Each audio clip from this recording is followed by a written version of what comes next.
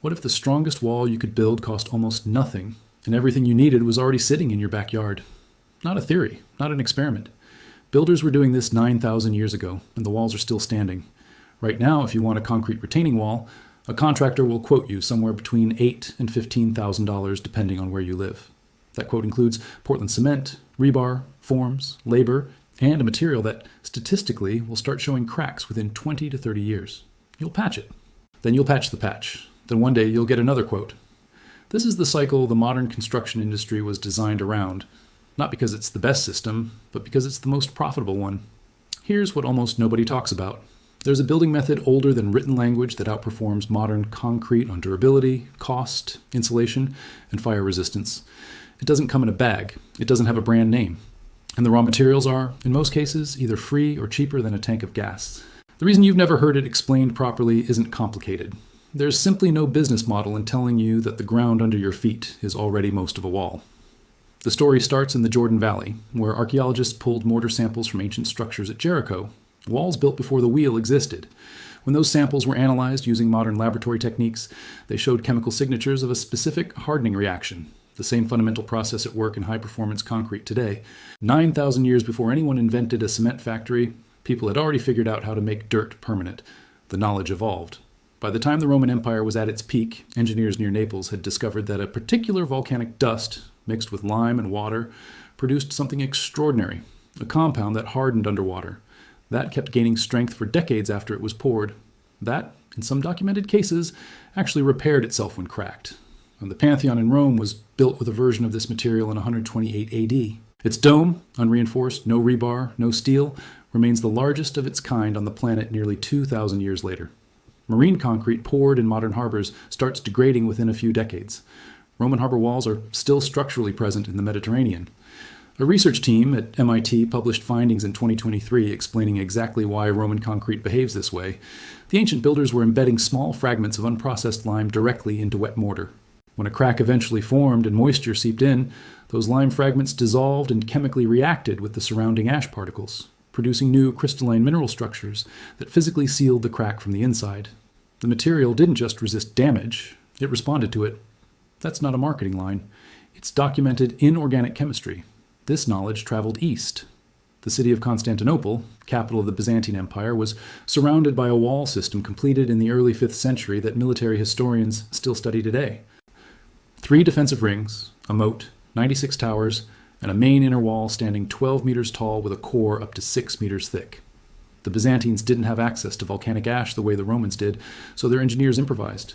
They fired clay bricks, ground them into a fine powder, and used that material as a substitute.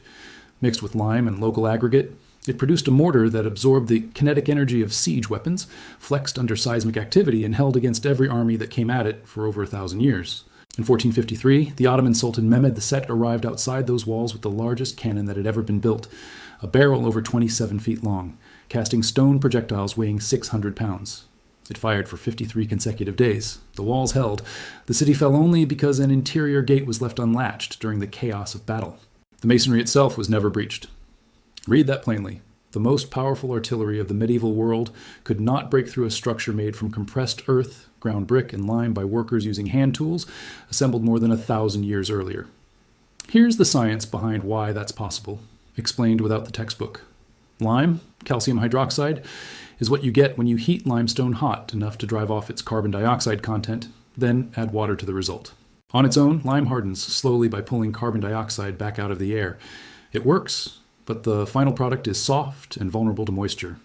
Now introduce ash, wood ash, brick dust, rice husk ash, anything containing silica and aluminum compounds from high temperature combustion. Those particles chemically bond with the calcium in the lime when water is present, forming entirely new mineral compounds that are insoluble, dimensionally stable, and continue growing slowly inside the wall for years. A 2019 study published in Construction and Building Materials tested wood ash and lime mortar at 20 to 40% ash content and found measurable increases in compressive strength and improved resistance to damp conditions compared to lime alone. Pack this binder into compressed subsoil with the right clay content and you have rammed earth, a material that peer-reviewed engineering studies have measured reaching compressive strengths equivalent to standard structural concrete at a fraction of the cost. The global cement market in 2025 was valued at well over $400 billion. Concrete as an industry crossed $1.5 trillion. Lime ash earth construction cures slowly over months. The materials don't ship. There's no patentable formula. There's no recurring purchase. It simply doesn't fit the revenue model, so it was never marketed, and eventually it was forgotten. Not banned, not suppressed dramatically, just quietly replaced by something more commercially convenient. Rural construction in southern France, northern Spain, and large parts of China used variations of this method well into the 19th century. Many of those structures are still functional today, with no repairs, no coatings, and no chemical treatments. Here's how to actually do it. Start by sourcing your subsoil, not topsoil, which contains organic matter that will decompose. Dig down below the garden layer until you hit the layer underneath, ideally with clay content somewhere between 15 and 30%. A simple field test. Moisten a handful, compress it into a ball, and try to break it. If it crumbles instantly, your clay content is too low. If it bends without fracturing, it's too high. If it breaks with a clean snap and holds its shape before breaking, the soil is workable. For your ash, collect wood ash from a fire pit, stove, or brush burn and sift it through a standard window screen to remove unburned material. Fine. Pale gray to white powder is what you want. The paler the ash, the more complete the combustion and the more reactive the silica content. If you don't have wood ash, broken-fired clay bricks from any demolition site, ground fine enough to pass through that same screen, work the same way chemically. For lime, purchase hydrated lime, type S, from an agricultural supply store or masonry yard. It runs roughly $8 to $15 for 50 pounds and is available almost everywhere. Your basic mix by volume: 1 part hydrated lime, 1 to 2 parts ash or ground brick dust, and 7 to 10 parts subsoil. Add water gradually. You're aiming for what feels like damp cornbread. The mix holds shape when squeezed but doesn't stick to your palm. Roughly 10 to 15% water content by weight. Build your form from 2 parallel boards or plywood panels, 18 to 24 inches apart, braced firmly so they don't bow outward under pressure. Pour the mix in approximately 6-inch layers. Compact each layer with a hand tamper or pneumatic tamper until you hear the impact tone shift from a low thud to a sharper, harder ring. That's the sound of full compaction. Continue layer by layer until the form is filled. Wait 24 hours, strip the form, and move it to the next section. Mist the wall surface once daily for the first week to keep the chemical reactions active. These reactions need moisture to progress. Within the first month, the wall reaches handling strength. By 90 days, it has achieved most of its design strength. After that, it simply keeps going. A 2-foot thick finished wall built this way weighs around 200 pounds per square foot of face area, so your foundation needs to account for that load. Keep the base of the wall above grade using a stone or concrete stem wall to protect it from standing water, and make sure your roof overhang is wide enough to shed rain away from the face. Cure time is real. If you need something built in a week, this is not that method. If you need something that will still be standing when your grandchildren are old, the math changes entirely.